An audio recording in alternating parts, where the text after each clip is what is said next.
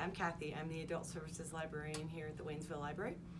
And I'd like to introduce a new series I'm going to do. It's called Local Delights, where I'm going to highlight 7 things that you ought to know how to make or prepare.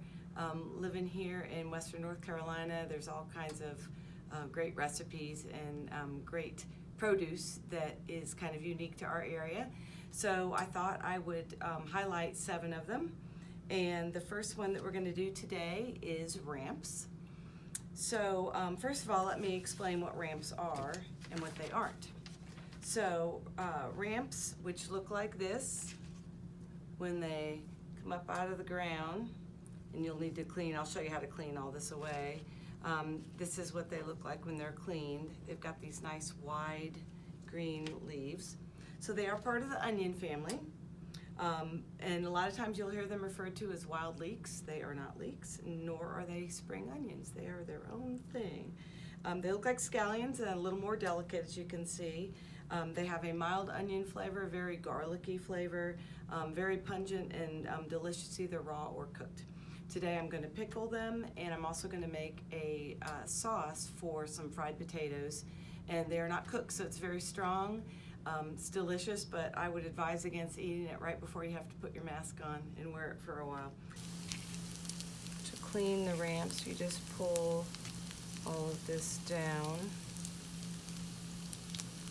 and just break off part at the bottom. You can use a knife, or it just usually snaps off really easy. There you go. Cleaned and ready to go. Historically, ramps were considered a spring tonic in the Appalachians, and early settlers looked forward to harvesting them after long, hungry winters when there was no produce to be had. This is one of the first fresh vegetables they would have eaten in months. So the way that you harvest them, if you see them growing wild in the woods, you have to take great care because they take a very long time to grow. So when you harvest them, you want to cut down about 1/3 of the way through the root and leave the rest of the plant in the ground for it to continue growing. Or you can just take the greens on the top, and that will allow the plant to keep growing too. If you want to see where you're cutting, you just pull a little bit of the dirt back to cut down into the root, and then just push the dirt back up over it.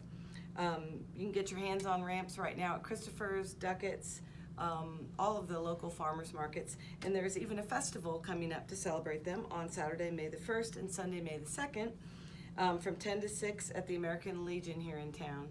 If you have any questions about that, just contact the Downtown Waynesville Association. So let's get started. We're going to make pickled ramps. Super easy.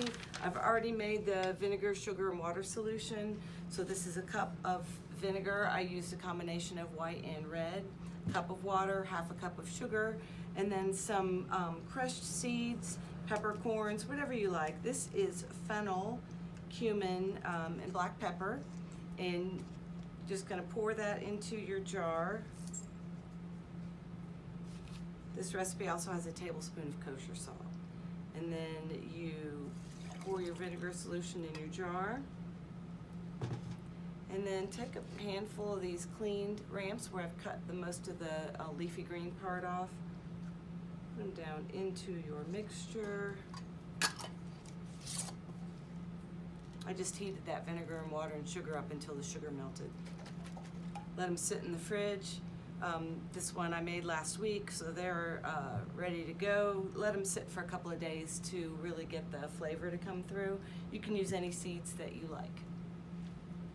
These pickled ramps are great on sandwiches. You also can chop them up real fine, add them to macaroni salad or potato salad. They're delicious. Anywhere you would use a pickle. So the next thing we're going to make is a raw ramp sauce, kind of like a pesto, and we're going to serve it over some smashed potatoes.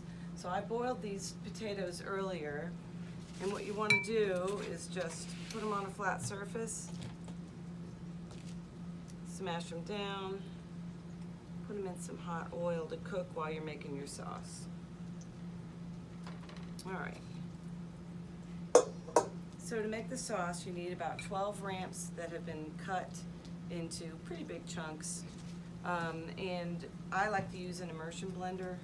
which is just a kind of a shortcut. You can do this all by hand, but it takes a while, so I would prefer to do it with the immersion blender. So you want about 12 ramps, and you're gonna need some olive oil and some vinegar. I like red wine, but you can use any kind of vinegar that you like. So the recipe calls for 3 tablespoons. So I don't measure it, I just kind of eyeball it. That's about 3 there. About a 1/4 cup of olive oil. Again, it doesn't have to be real particular, so. What I like to do is get all the liquid in there, get it to the bottom so that your immersion blender can make a thick paste of it. Some salt, let's see how much. 1/2 teaspoon of kosher salt and some red pepper flakes for a little bit of heat. All right.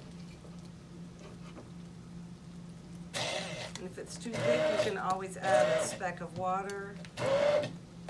Makes a really pretty green sauce.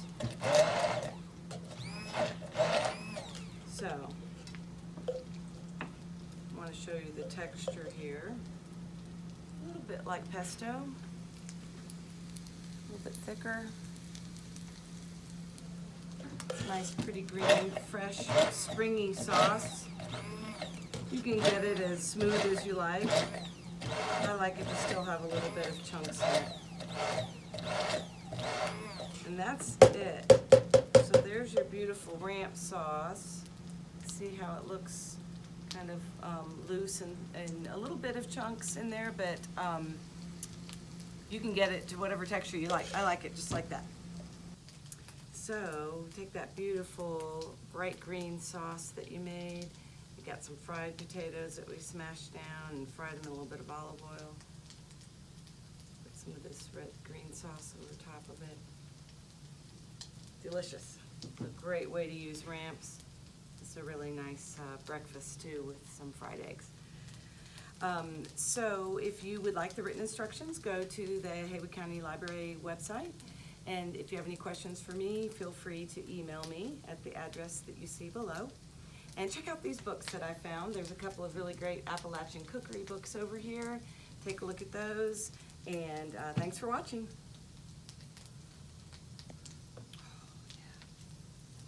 Fried potatoes are the best. Never met a potato I didn't like.